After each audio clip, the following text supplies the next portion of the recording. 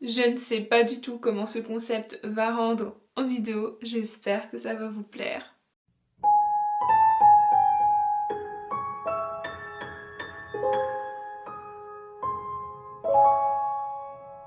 Bonjour tout le monde, je suis Nina Gorlier, autrice et lectrice de l'imaginaire, et je vous souhaite la bienvenue sur ma chaîne À la croisée des plumes. Ça fait longtemps que j'avais pas tourné parce que j'ai eu une période assez chargée avant les vacances, donc pendant mes vacances du printemps, j'ai fait vraiment repos, repos, repos. Même si vous avez eu le live sur Les Misérables que vous pouvez retrouver dans la description. Je vous retrouve là, vous me manquiez quand même, heureusement j'avais un peu de vidéos d'avance. Et j'ai décidé pour ce retour de vous faire un concept que j'avais déjà lancé il y a 1 an ou 2 sur Instagram qui s'appelle Interroman. Et comme ça avait plutôt pas mal fonctionné là-bas, je me suis dit pourquoi pas le décliner sous forme de vidéo. Alors c'est pas le tag livresque inté je ne sais plus quoi.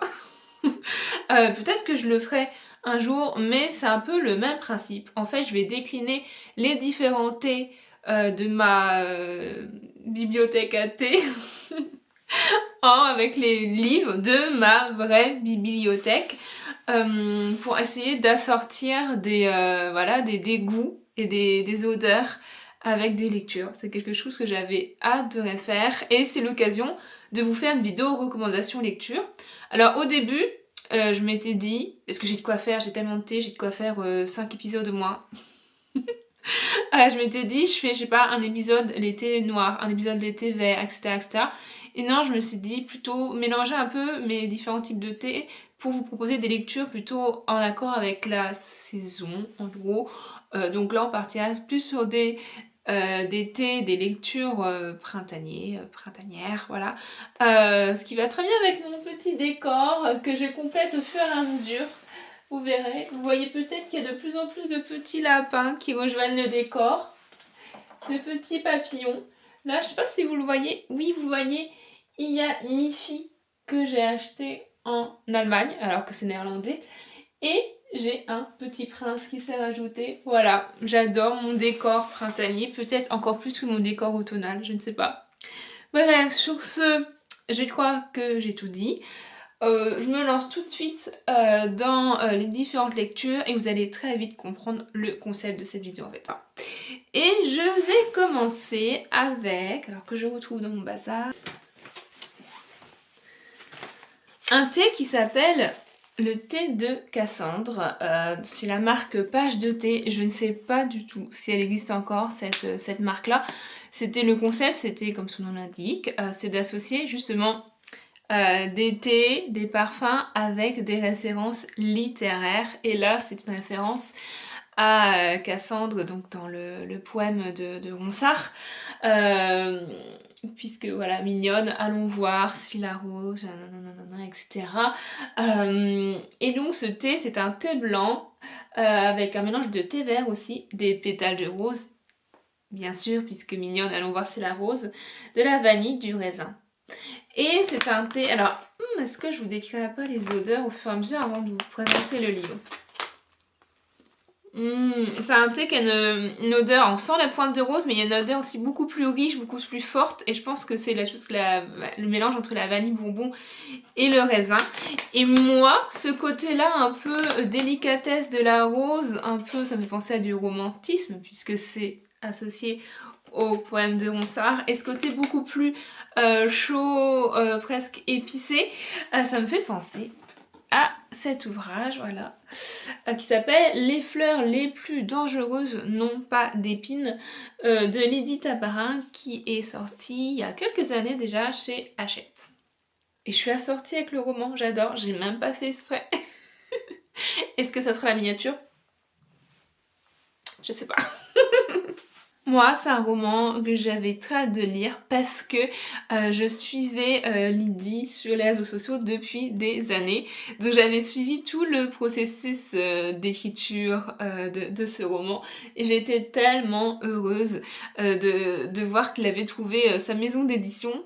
parce que heureuse pour quelqu'un que je suis depuis des années, mais aussi parce que à chaque fois qu'elle parlait du projet, ça me hypait. On est dans un univers en fait qui repose un peu sur la... comment dire, c'est tout lié au thé en fait, à un univers autour du thé, ce qui va très bien avec cette vidéo, vous allez me dire. Puisqu'en fait, on suit deux familles rivales, deux familles qui sont en fait des producteurs et des marchands de thé. Dans ce monde, il y a toute une magie autour du thé et la façon de cultiver les arômes, les odeurs, les ingrédients. Je trouve le concept est dingue. Et en plus, on rajoute dedans un enemies to lover, ou moi je dirais plutôt, c'est toujours flou, rivals to lover, parce que on suit deux jeunes femmes qui sont, ouais c'est ça, elles se détestent, mais pas parce que c'est des ennemis d'État ou vraiment à un point de se tuer, non elles se détestent parce que, pour plein de raisons que vous allez découvrir, mais aussi parce qu'en fait elles sont les héritières des deux familles rivales, donc c'est du rivals to lover. J'adore ce trope rivals to lover, et j'adorais encore plus le fait que ça soit deux femmes. Puisque là, on va être vraiment sur la relation. Alors, comment elles s'appellent, les demoiselles? Attendez, est-ce que je l'ai lu il y a un an ou deux? D'un côté, il y a Isabelle et Andarina. Andarina, j'adore ce prénom. Et il y a un troisième personnage point de vue qui, elle, s'appelle... Ah!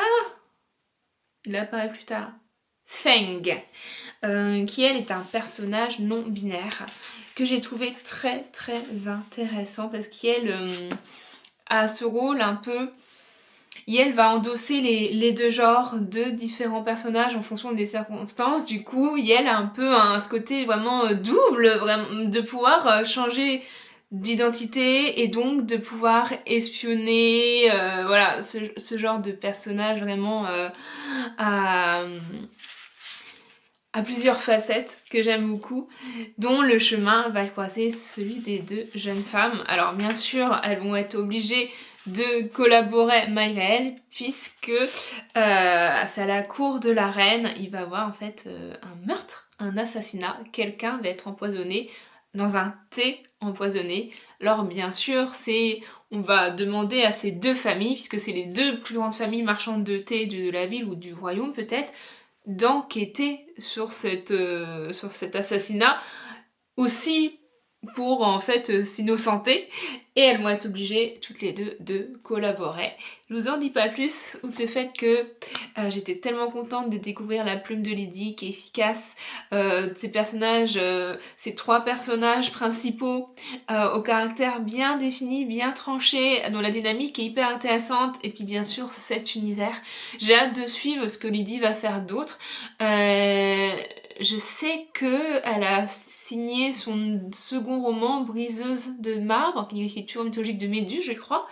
Je crois que c'est chez Solaire. Je dis peut-être des bêtises. En tout cas, une grosse maison d'édition, donc je suis vraiment heureuse pour elle. Et j'ai hâte de découvrir ce qu'elle va faire d'autre. Ensuite, je voulais vous présenter ce thé oolong qui s'appelle Bouton de Clochette. Qui associe le muguet et la rose chez du coup le jardin de Mademoiselle. Vous connaissez peut-être si vous êtes amateur de thé, le jardin de Mademoiselle. Il y a une boutique notamment salon de thé hyper mignon, hyper cosy à Paris, mais vous pouvez également le retrouver chez des revendeurs. Et donc ce thé qui est d'ailleurs le thé que je bois en ce moment pour m'accompagner dans cette vidéo, c'est vraiment le thé parfait pour le printemps, enfin muguet rose, voilà, là j'enregistre, on est le 2 mai. Alors rien que le packaging, l'odeur, mais vraiment c'est un champ de fleurs qu'on renifle là. Voilà, c'est vraiment cette odeur de fleurs sucrées que j'aime beaucoup, c'est délicieux. Et donc ce côté très printanier, ce côté clochette avec la petite fée, fait que j'étais obligée de vous présenter pas Peter Pan, on en reparlera plus tard, Peter Pan, mais un classique de la littérature, du théâtre. Il fallait que je mette un peu de théâtre dans cette vidéo, qui parle de fées et qui parle, alors Songe d'une nuit d'été, voilà, c'est le Midsummer Night Dream, donc c'est à la fin du printemps, le solstice d'été, voilà, les fées, voilà, on est au mois de mai, doucement on va vers le mois de juin. Ça me semblait parfait de vous parler du songe d'une nuit d'été. Je vous en ai déjà parlé récemment, je crois, dans ma vidéo sur les lectures printanières, je me répète, désolée. J'ai ici une superbe édition du texte illustré par Arthur Rackham, qui est un de mes illustrateurs préférés. Et le songe d'une nuit d'été, qu'est-ce que c'est? Et il y a un côté un peu réécriture mythologique, puisqu'on est au palais de Thésée, et Thésée qui va épouser Hippolyte. Et au cours en fait de ces noces, cette nuit de noces, il va y avoir un mélange entre un quatuor amoureux de jeunes Athéniens. Et du coup, il y a Helena... Ah, attendez. Hélène en français, Dimitrius, Lysandre, et comment elle s'appelle la jeune fille? Hermia, voilà. Donc en fait, Hermia est amoureuse de Lysandre, mais le père d'Hermia veut qu'elle épouse Démétrius, donc on a un triangle amoureux, mais se rajoute Helena, qui elle est amoureuse de Démétrius, qui est la meilleure amie d'Hermia, voilà. Donc vraiment ça fait un quatuor quoi. Et donc dans cette nuit d'été, Hermia et Lysandre vont essayer de s'enfuir. Ils vont être poursuivis par Démétrius et par Helena et vont se mêler dans cette nuit le roi Oberon et la reine Titania, le roi et la reine des fées. Il y a aussi des querelles amoureuses entre eux. Donc il y a toute la cour des fées. Et il y a Oberon qui va essayer de faire jouer une leçon à sa femme parce qu'il est jaloux de son petit page, et en même temps il va se mêler du quatuor amoureux humain. Et vraiment, il y a aussi ce côté très comédie grâce au personnage de Puck, qui est un peu ce petit farfadet au service d'Oberon, qui est une sorte de bouffon. Voilà, j'en parlerai dans ma vidéo. Que je ferai un jour, promis. Et il y a également ces paysans qui cherchent à faire, qui répètent, donc il y a une mise en abîme, qui répètent la pièce qui joueront au mariage de Thésée, et un des pauvres paysans qui va devenir un peu la marionnette d'Oberon pour jouer un tour à Titania. Cette pièce est de Shakespeare et vraiment j'adore, c'est très drôle, c'est très romantique aussi, il y a plein de péripéties et c'est de la fantaisie sur les planches. Il y a un film que j'aime beaucoup avec un tout jeune Christian Bale qui joue Démétrius dedans. Voilà, donc je vous conseille Le songe d'une nuit d'été, que je mets au printemps aussi comme je vous disais, parce que dès qu'il y a des fées pour moi c'est printemps. C'est tellement adorable comme édition. Et ce thé, ça, le jardin de Mademoiselle, je sais que ça existe encore. C'est une tuerie. Goûtez-le. Maintenant, je vais vous parler d'un thé que j'ai ici dans une boîte à thé, mais c'est la même marque que là, qui s'appelle une page de thé. Il s'agit de Pomme Enchantée. Voilà. Ah, l'odeur est dingue. Pomme Enchantée, c'est un thé blanc qui mélange raisin, amande et, comme son nom l'indique, de la pomme, qui peut accompagner toutes vos lectures autour de Blanche-Neige, bien entendu, puisque le titre du thé vient de là, de la pomme enchantée de Blanche-Neige. Il y a plein de réécritures de Blanche-Neige qui existent, il y en a plein de géniales, voilà, j'en ai moi-même écrit une, mais je vais vous parler d'une en particulier, laissez-moi mettre la main dessus. Il s'agit du Royaume sans ciel de Charlotte Embrun, qui était édité chez Magiquement Édition, mais vous pouvez encore le trouver d'occasion. Et pourquoi je vous parle du Royaume sans ciel? Parce que vous avez 3 contes en un. À la manière, là, il y a 3 éléments qui se mélangent, amandes, etc. Voilà. Là, vous avez 3 contes. Ça a écrit à la fois Blanche-Neige, Le Petit Chaperon Rouge et Alice au Pays des Merveilles, et de façon très intelligente, parce que déjà réécrire un conte en soi, pour l'avoir fait 4 fois, c'est du travail, c'est pas forcément évident. Et là, on va en mélanger 3 et que ça fasse un rendu tout à fait naturel et très intelligent. Chapeau. Chapeau à Charlotte. Donc en fait, on suit un univers dans 2 royaumes en parallèle. Et le royaume qu'on va appeler le royaume un peu de l'équivalent de Blanche-Neige, qui est gouverné par une méchante reine qui on veut à sa belle-fille, la belle-fille qui s'appelle, comment elle s'appelle? Neyli, voilà. Et on a également un royaume parallèle où il y a une autre, vous voyez ce royaume de l'autre côté du miroir qui s'appelle Mirabilis, ça je m'en souviens, Mirabilis ou Mirabilia, Mirabilia, qui veut dire merveille en latin, où on va suivre une autre reine, une reine sanguinaire, rouge, de cœur, vous voyez le personnage, où on va rencontrer la petite Ailys. Donc bien sûr ça vous fait penser à Alice.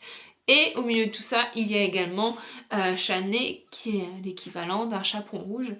Et j'ai adoré ces 3 héroïnes, j'ai adoré les 2 personnages des reines, qui sont des méchantes reines, sûrement les 2 méchantes reines les plus connues de l'univers des contes. Quel est leur lien, leur rivalité, voilà. Et toute une galerie de personnages très attachants, très intéressants. Des scènes qui font avec des cargos qui prennent vie, qui font froid dans le dos. Vraiment, d'aventure, c'est un très beau roman young adulte que je conseillerais aux adolescents, qui ferait un très beau Disney, je pense. Parce qu'il y a un peu une petite mascotte aussi, il y a un... Ah, c'est un petit raton laveur, je crois, qui accompagne la princesse. Donc voilà, le royaume sorcier de Charlotte Ambrun. Ensuite, on reste encore sur du thé blanc avec ce Sakura, qui comme son nom l'indique est un thé blanc aux fleurs de cerisier que j'ai ici chez Mariage Frères. Pareil, alors si vous aimez l'odeur des fleurs de cerisier, des cerisiers quoi. Voilà, je peux sniffer ça à longueur de journée, je suis peut-être bizarre. Alors désolée, ça va être hyper cliché ce que je vais vous proposer, mais en fait j'associe ça tellement au Japon, les fleurs de cerisier, au printemps au Japon, que j'étais obligée de vous parler d'une lecture japonaise, sachant que j'ai encore lu très peu de textes japonais. Si jamais des romans qui viennent du Japon à me conseiller, je suis vraiment preneuse. Et j'ai décidé de commencer par peut-être le romancier japonais le plus connu, Haruki Murakami, avec La Ballade de l'impossible. En plus, moi je suis quelqu'un aussi de très superficiel, je trouvais que ça allait bien ensemble. La couverture et le packaging. Bref, La Ballade de l'impossible, qui est un de ses plus connus, peut-être avec Kafka sur le rivage, et je vous avoue que Kafka sur le rivage me faisait un peu peur d'après les retours que j'avais eu. Et j'avais une amie qui me l'avait vraiment conseillé, La Ballade de l'impossible. Alors, je comprends l'attrait de Murakami, je vous le conseille dans l'ensemble. C'est un roman qui est très mélancolique. Voilà, et vous savez que moi j'aime bien la mélancolie. Il y a ce côté aussi, cette patte qu'on a dans les récits qui nous viennent du Japon, qu'on a un peu dans les Ghibli, cette patte, ce style un peu, cette narration un peu étrange. On voit que c'est pas du tout la même culture que notre culture occidentale. Et c'est ça qui est aussi intéressant, je trouve, qui nous apporte quelque chose en tant que lecteur. Voilà, je vous ai même pas parlé de l'histoire, c'est en fait... c'est un Watanabe qui est notre narrateur qui se souvient en fait dans l'avion, on prend l'avion, il entend une chanson, c'est Norwegian Wood des Beatles, c'est le titre en anglais d'ailleurs du roman, qui va lui rappeler des souvenirs un peu une Madeleine de Proust musicale, qui va le ramener en fait dans ses années lycée quand il est tombé amoureux en fait de Naoko, qui était la petite amie de son meilleur ami, et ce meilleur ami s'est donné la mort. Je vous ai dit, c'est pas forcément très joyeux, c'est très mélancolique. Et il y a ce côté, ils vont se rapprocher et se lier dans une histoire d'amour, dans le deuil commun, aussi dans la culpabilité, sachant que Naoko va être tout le temps hantée en fait par ce décès, par ce mal-être aussi adolescent. Et des années plus tard, il va se souvenir de cette période de sa vie, de cet amour impossible, très beau et mélancolique. C'est un roman que je vous conseille dans le sens où je pense qu'il faut découvrir Murakami en lire au moins une fois dans sa vie, c'est sûrement le plus abordable. Mais il y a des petits tics murakamiens, on va le dire. Je suis très loin d'avoir tout lu ce qu'il a fait, mais je sais que dans son ensemble, il a des petits archétypes murakamiens.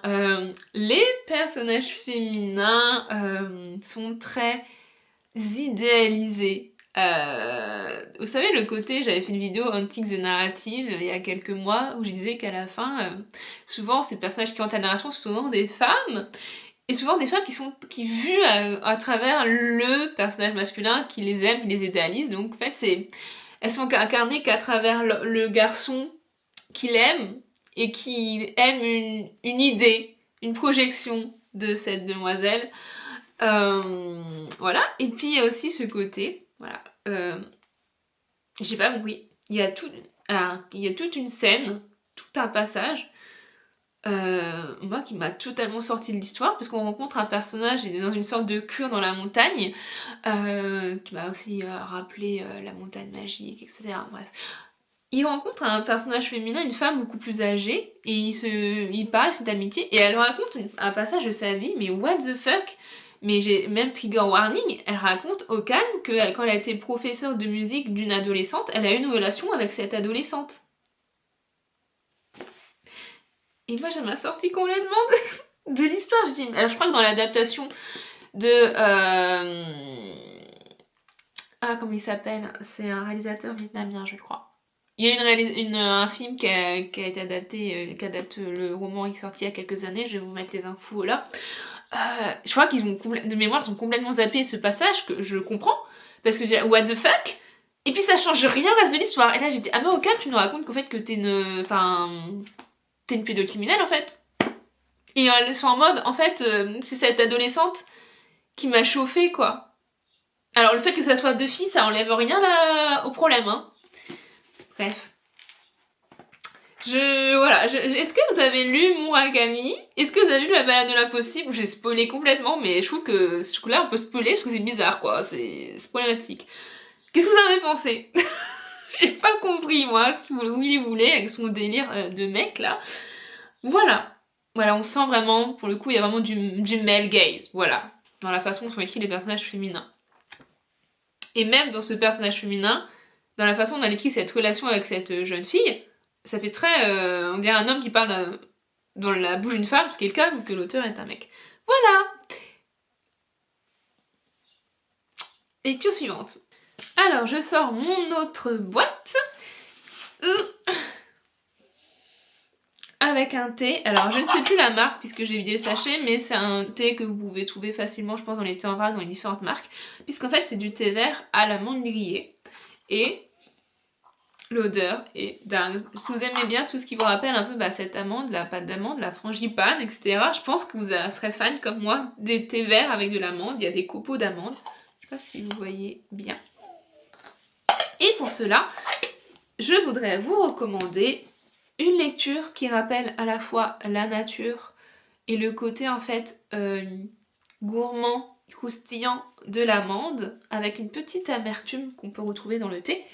Il s'agit de Mémoire de la forêt de Michael Brarnaud. Alors, je ne vais pas trop m'attarder dessus parce que celui-là, on le présente plus, on l'a tellement vu passer partout.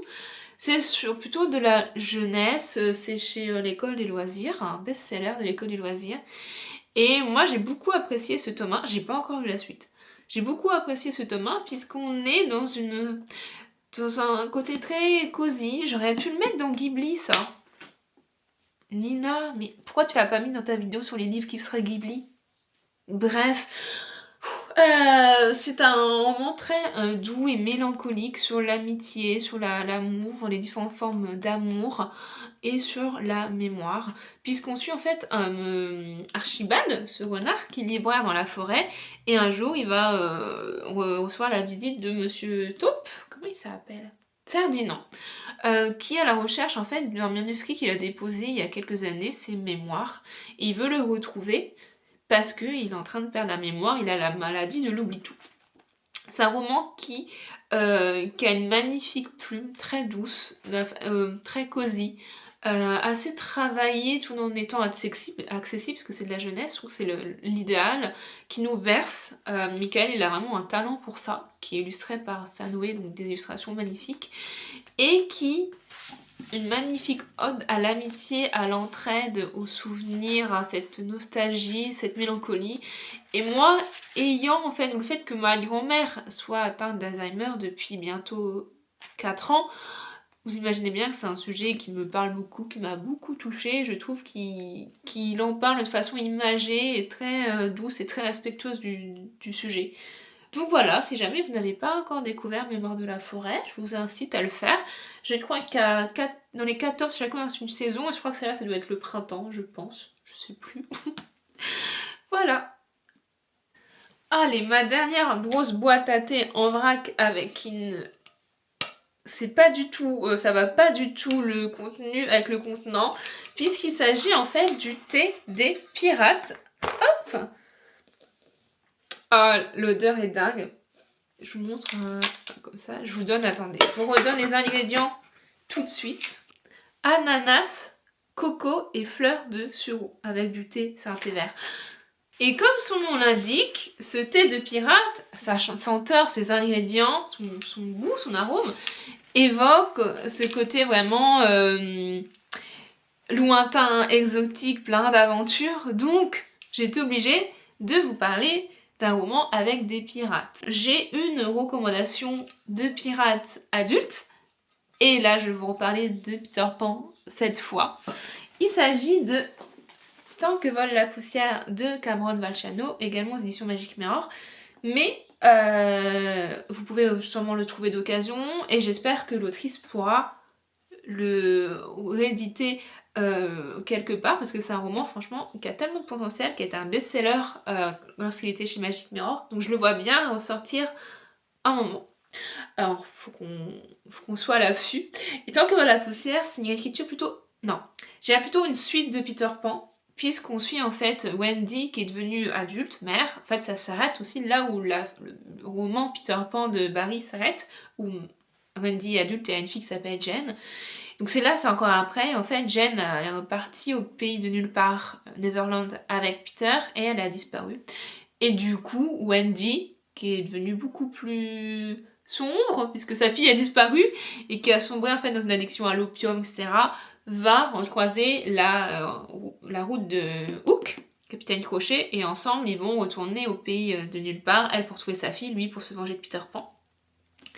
La plume de Cameron Valciano est vraiment très riche, très travaillée, il y a des tournures magnifiques, il y a aussi plein de références littéraires, donc si vous êtes des amateurs, amatrices de littérature, vous allez voir plein de références, ça va vous parler. Si vous aimez le côté romance, vous serez servi. Si, comme moi, ce que vous préférez, c'est le côté antagoniste marquant, vous serez servi aussi. J'adore la figure plus sombre de Peter Pan, la figure de Pan. Et là, c'est exactement ça. C'est un de mes antagonistes préférés de tout ce que j'ai lu, c'est ce Pan là, ce Peter Pan. Et la relation qu'il a ambiguë, pleine de contrariété, d'un amour et de haine mélangés entre Hook et Peter. Et il y a aussi en fait la relation entre Wendy et Jen, sa fille, une relation mère-fille qui est magnifique. Il y a aussi Lily la tigresse, les personnages féminins sont très intéressants dedans. Donc voilà, thé du pirate, et bah on va suivre un pirate au pays de nulle part. Ensuite, j'ai un petit échantillon là, parce que je l'ai eu en cadeau, chez le comptoir Mathis. Je voulais vous présenter... Je ne voyais rien. Comment elles font les influenceuses beauté?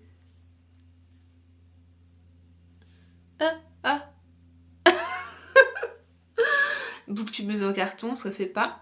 C'est un thé vert serveur fraise rhubarbe. Et j'adore la senteur, c'est tellement... Si vous adorez la fraise, c'est... On a l'impression de sentir une confiture, vous savez, ce côté de goûter l'enfance qu'on va tartiner sur une bonne petite tartine, une petite brioche. J'adore ces côtés-là, vraiment, printemps, été, l'enfance. Et c'est pour ça que j'ai envie de vous parler d'un roman qui parle d'enfance, que je sais, en ce moment je vous en parle tout le temps. Je vous en ai parlé dans la vidéo de Ghibli, la vidéo printemps, je vous en reparle ici, je fais ma propagande. Lisez Le Clair Voyage d'Anne Fakuri. Lisez Anne Fakuri, s'il vous plaît. Elle nous a quittés bien trop tôt, malheureusement. C'est une merveille de plume francophone. Et Le Clair Voyage, c'est, je le dis toujours, c'est Alice au Pays des Merveilles, mais avec des failles.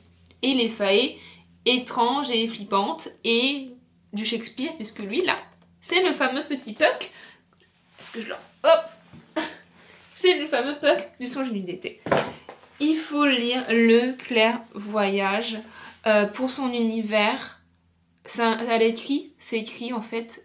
Elle saisit l'étrangeté de la faillerie et c'est écrit comme un rêve. Et c'est l'impression que tout le récit, le tome 2 aussi, il y a 2 tomes, t'as l'impression que tout... Tu suis ça, t'es dans un rêve éveillé, t'es à la frontière entre la réalité et le rêve, le monde des humains, le mortel, le monde des failles. C'est magnifique. Faut que je vous lise le début. Tous les matins, Clara se réveillait avec un mot en tête. La plupart du temps, ce mot faisait partie des événements rassurants et quotidiens qui allaient immanquablement se dérouler tels que contrôle, chocolat ou gymnastique. Parfois, lorsqu'un cauchemar était venu la troubler au petit jour, le mot tentait une nouvelle fois de la dévorer et se transformer en monstre, donjon, fossé, noyade ou zéro. Le matin où ses parents partirent en voiture pour rendre visite à leur vieille tante, Clara fut réveillée par le mot corbeau.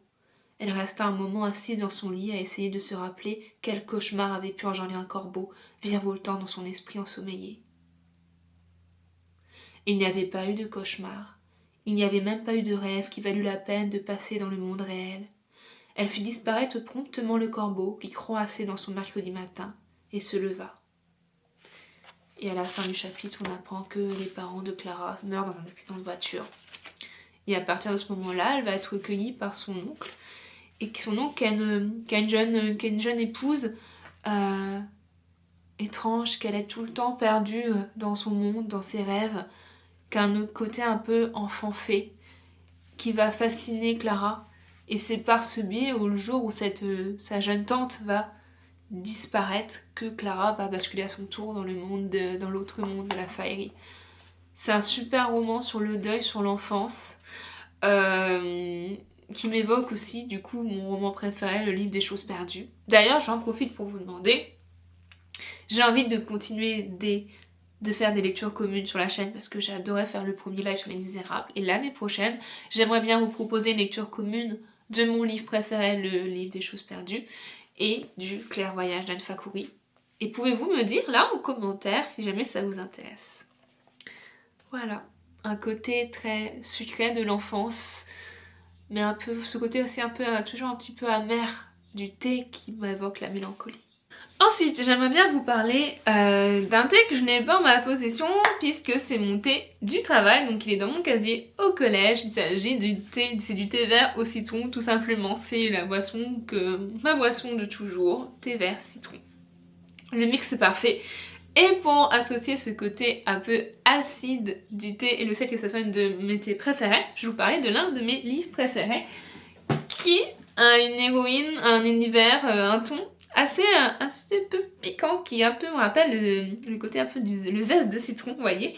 Il s'agit du Château de Hurle de Diana Wynne Jones, que vous connaissez peut-être par son adaptation par Miyazaki, Le Château ambulant. Alors, c'est le premier volet d'une trilogie. Pour l'instant, j'ai lu que le tome 1. Faut vraiment que je me lance dans les suites. Même si on suit plus trop les mêmes personnages, mais dans un univers commun.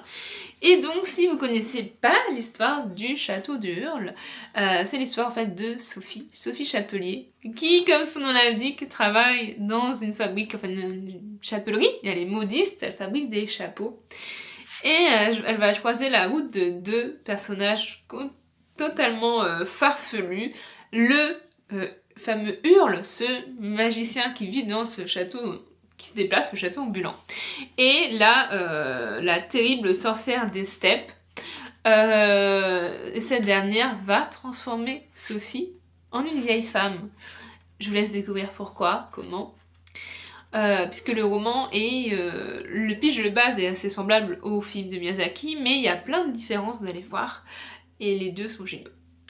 Et j'adore le caractère de Sophie, j'adore le caractère de Hurle, et les deux, voilà, ils ont un caractère assez, ils se laissent pas faire, et du coup que les deux, quand ça se rencontre, ça fait des étincelles, ce côté un peu acide du citron, ce côté vraiment tonique quoi. que j'adore. Je vais pas m'épiloguer 20 ans dessus, je vous en ai déjà parlé dans la vidéo Ghibli. Mais c'est génial, c'est très intelligent, c'est un univers qui évoque les contes, les personnages sont hyper attachants, hyper farfelus. Je suis tellement fan de ce roman. Je vais le relire bientôt et peut-être que je ferai une lecture commune un jour, je ne sais pas, dites-moi tout. Ensuite, je vais vous parler du classique Afternoon Tea, l'English Afternoon Tea. Donc en fait, c'est juste du thé noir, quoi. Okay. Là, j'ai une magnifique boîte Pierre Lapin. Du coup, vous pourriez lire les albums de Béatrix Potter, les livres Pierre Lapin. J'aurais pu mettre Mémoire de la forêt aussi, puisqu'on est sur de la fantaisie animalière. Mais non, je vais vous parler d'un truc pas du tout avec Pierre Lapin, parce que de base, on parle du goût, de l'arôme, qu'est du thé anglais. Et du coup, je vous présenter un roman qui m'évoque l'Angleterre et qui m'évoque Dickens. Je vais pas parler de Dickens parce que j'ai très peu lu de Dickens, voilà. Mais de ce que j'en sais, l'univers, les romans de Sarah Waters, dans la description de ces milieux, voilà, me font et m'évoquent du Dickens. Et là, c'est du bout des doigts, qui est un super récit où on va suivre en fait Sue, qui est une orpheline en fait, qui vit dans le bas quartier de Londres, qui est élevée par des voleurs, etc., qui va être recrutée en fait par un arnaqueur pour infiltrer une belle maison pour devenir en fait la femme de chambre et la confidente d'une riche héritière pour que je sais plus comment il s'appelle, ce malfrat qui l'a recruté, en fait, la séduise avec son aide pour épouser et pocher toute la fortune, en mettant la riche héritière, une fois qu'il l'a épousée, en asile. Voilà, comme c'était souvent le cas des hommes à l'époque, qui voulaient se débarrasser de leur femme quand elle les gênait un peu trop. Quand elles étaient un peu trop vieilles ou un peu trop intelligentes, voilà. Tu es folle, allez, à l'asile, je me remarie. Voilà, donc du bout des doigts, j'aime beaucoup parce que la description de ces bas-fonds de Londres, ces bas quartiers de Londres, moi ça m'a vraiment rappelé à la manière d'Oliver Twist, etc. Et la narration est très intelligente, il y a plein de retournements de situation, de twists, etc. Et il y a aussi une super relation très intéressante qui va se développer entre Sue et cette jeune femme dont je ne me souviens plus du prénom. Maud, je crois. Bref. Et ce roman a été adapté 2 fois. Alors si jamais c'est une petite brica, ça vous fait peur, déjà passez outre, ça vaut le coup, c'est super ça, Waters. Mais sinon, ça a été adapté du coup par la BBC. Alors ça peut être traduit en VF, je crois. C'est Fingersmith, qui est du coup le titre VO, voilà, vous trouverez sous ce titre-là, qui est une adaptation très fidèle à le pays, l'époque. Ou sinon, l'adaptation la plus connue, c'est Mademoiselle, qui transpose en fait ça en Corée dans les années 1920, je crois. Mais qui a un film magnifique. Il est magnifique dans la mise en scène, les couleurs, etc. C'est magnifique. Mais assez violent, et encore une fois on est sur du male gaze, donc il y a une histoire d'amour entre 2 femmes, mais filmée par un homme, quoi. Donc voilà, faut le prendre en compte, quoi. Et enfin, dernière lecture à vous recommander, il s'agit de Un Nouvel Élan chez Tea Experience, qui est un thé qui mélange fraises et abricots, donc encore une fois un thé très fruité. Plein de peps qui m'évoquent printemps-été, les belles saisons. Et l'odeur, alors, dommage qu'on n'ait pas inventé encore les vidéos olfactives parce que je crois que c'est ma vidéo, mon odeur préférée, mais de tous les thés que j'ai. Waouh, c'est tellement fruité, il y a ce côté de cette fraise, mais ce côté abricot très sucré. Qui est vraiment, ouais, du peps, c'est ça, le nom, Un Nouvel Élan, est tellement adéquat parce que je vois ça, je sens ça, allez, allons conquérir le monde. Et comme ça me met vraiment de bonne humeur, plein de peps, etc., j'ai envie de vous recommander une lecture pareille. Et cette fois, j'ai choisi une lecture graphique, puisque je crois que j'en avais pas d'autres. Je vous ai parlé un peu de théâtre et tout, mais pas de BD.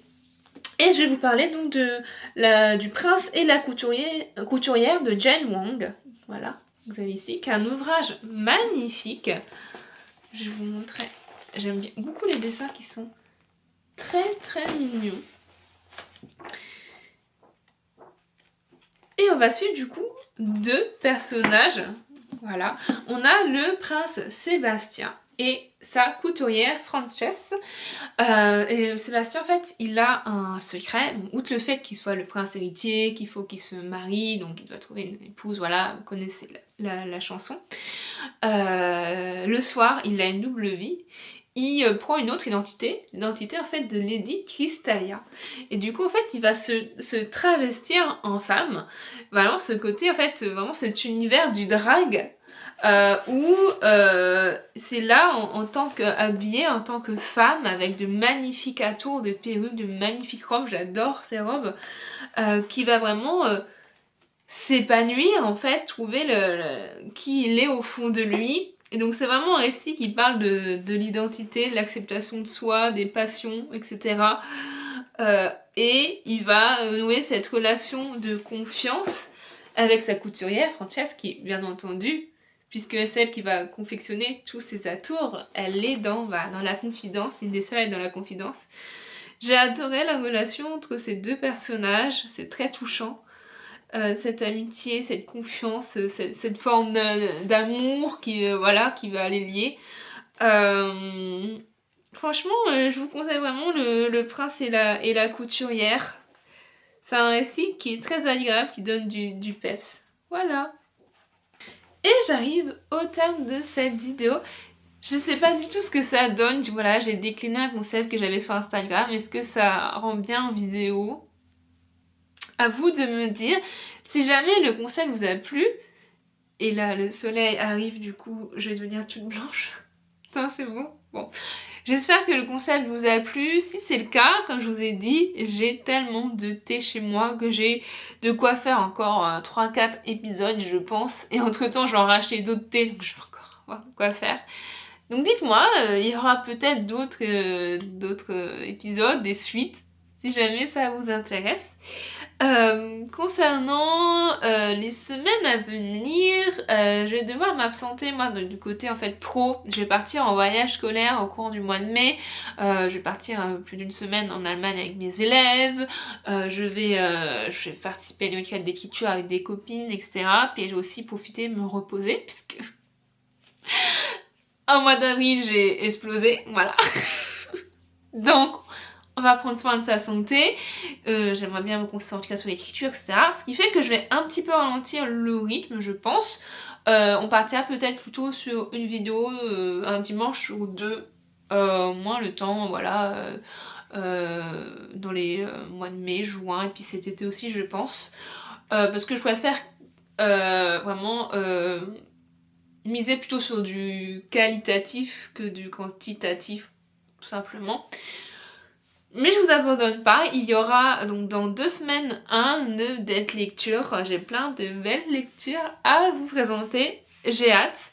On se retrouvera en vlog, on se retrouvera bien entendu pour ceux qui font la lecture commune sur Les Misérables très bientôt, mi-juin, début juin, mi-juin, je vous redis la date dès que je la sais, pour parler en live du tome 2 des Misérables qui s'appelle Cosette. Vous pourrez retrouver la rediffusion du tome 1 ici, comme d'habitude. Voilà! Si vous avez regardé cette vidéo jusqu'au bout, déjà, merci beaucoup. N'hésitez pas à mettre un petit commentaire, pourquoi pas un emoji qui évoque du thé, par exemple. Je vous fais de gros bisous. Je vous dis donc à dans 2 semaines pour un update lecture. Et à très vite! Bisous!